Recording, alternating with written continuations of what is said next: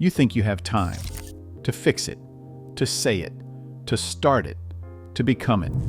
I am 95. And before I go, I need to tell you something.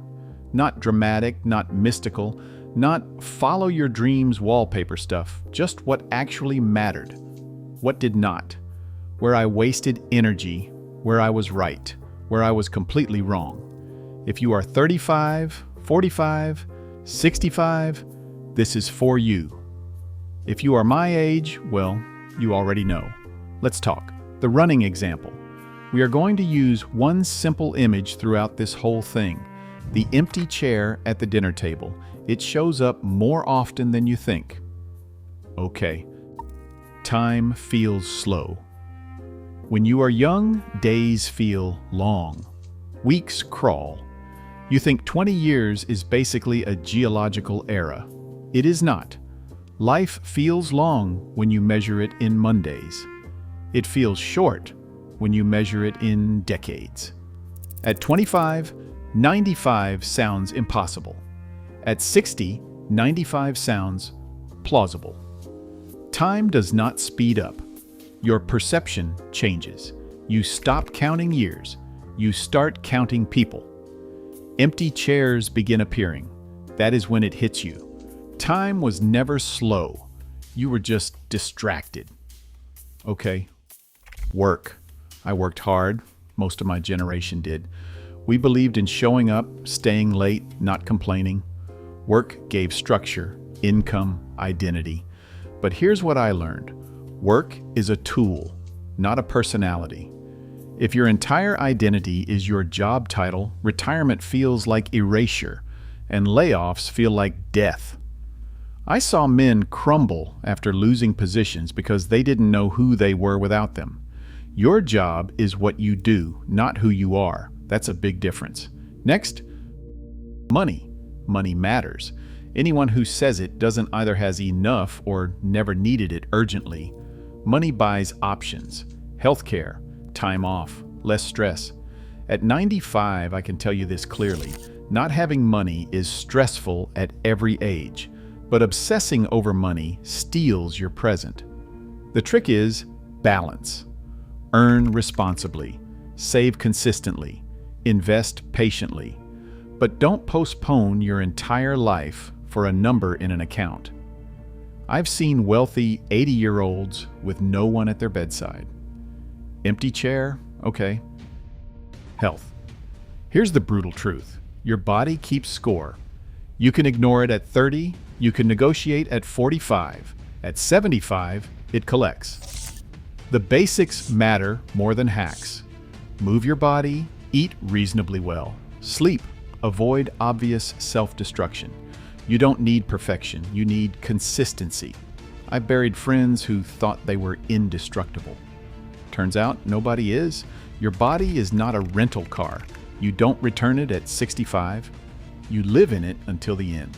Take care of it. Next, ego. Ego is expensive. It ruins marriages. It breaks friendships. It destroys partnerships.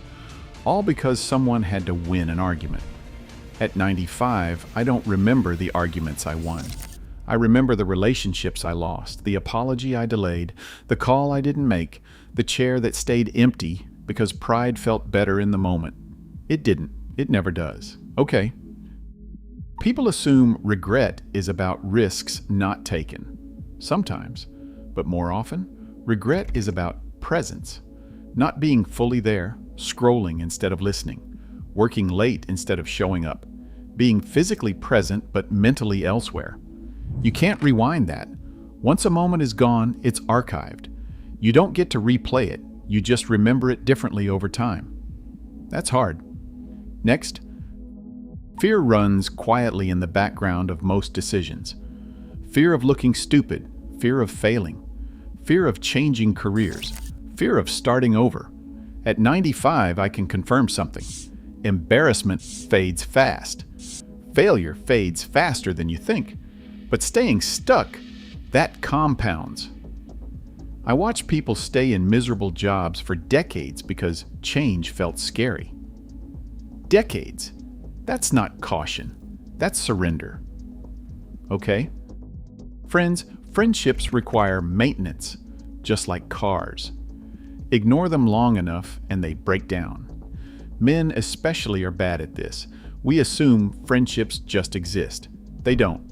You have to call, show up, schedule the dinner, send the message, otherwise one day you look around and the chair is empty. And it's not dramatic, it's just quiet. And quiet can be heavy. Next, family. If you have kids, understand this. They do not remember most of what you bought them. They remember how you were, patient or stressed, present or distracted, supportive or critical. At 95, I do not remember every gift. I remember the tone of my own voice. That is uncomfortable. You cannot edit tone after the fact. You can only improve it now. Okay. Comfort. Comfort is addictive. You earn a stable life. You settle into routines and you stop stretching. Growth slows not because you are incapable, but because you are comfortable. Comfort is not evil, but too much comfort shrinks your world. At 95, the stories I tell are not about safe years. They are about the times I stepped slightly beyond routine. You do not need chaos.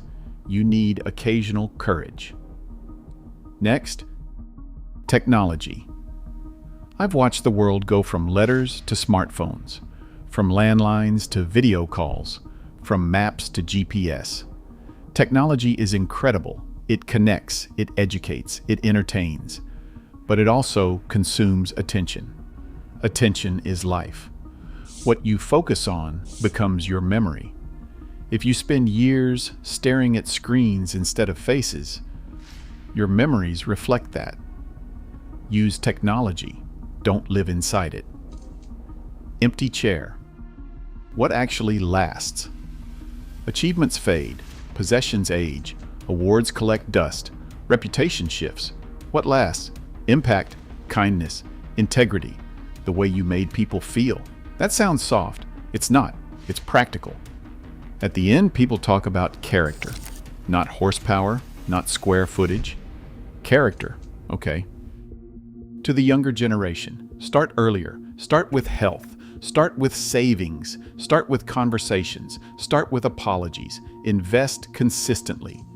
Save something. Move your body. Call your parents. Build friendships deliberately. You think you will do it when things calm down. They do not calm down. Life just changes flavor. Start now. To my generation, if you're 60, 70, 80, you're not done. There is still time to mend, to say the thing, to simplify, to prioritize.